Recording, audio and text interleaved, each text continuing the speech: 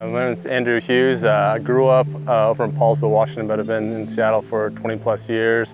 UW, Seattle U grad, and I'm about 2 weeks away from going to Nepal to attempt the 7 summits, or complete them by climbing Everest. It's relatively new. It's I think in the last 30, 40 years or so, when they were kind of like pioneered as a challenge, but the highest mountains on every continent.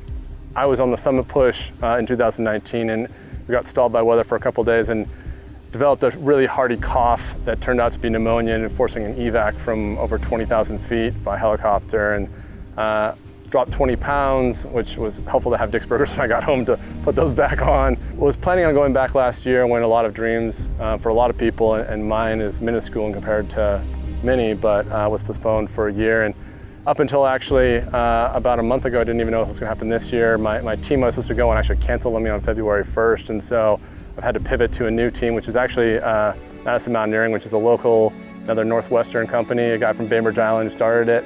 So it's just kind of, it's lots of pieces of home coming together to go back and hopefully reach that 29,032 feet. Mountain food is definitely not something that we're ever looking forward to, really. So coming back, and my Wallingford local Dick's is right on my way home. It's my first stop when I come back in. It's just something that's like warm, familiar, reminds me of like home. Like it's just something that is a part of my family as much as it's part of the community. Climbing mountains is a lot more about the mind than it is about the body. And I think it's about your ability to kind of change your relationship with discomfort and uncomfortable situations. And if you're willing to do that, there's no mountain that you can't climb, be it in life or Rainier.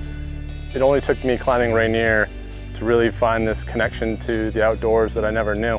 People like go to church every Sunday to kind of connect with their faith, and for me, being in the outdoors in the mountains is the same thing. There's this deep reverence I have for nature, for not even the summits themselves, but just the process of kind of getting towards them. And the higher you climb, the harder it is to breathe, the more focused you have to be on every step, the more you become untethered for the things that don't really matter, and the more focused you become on yourself in that moment.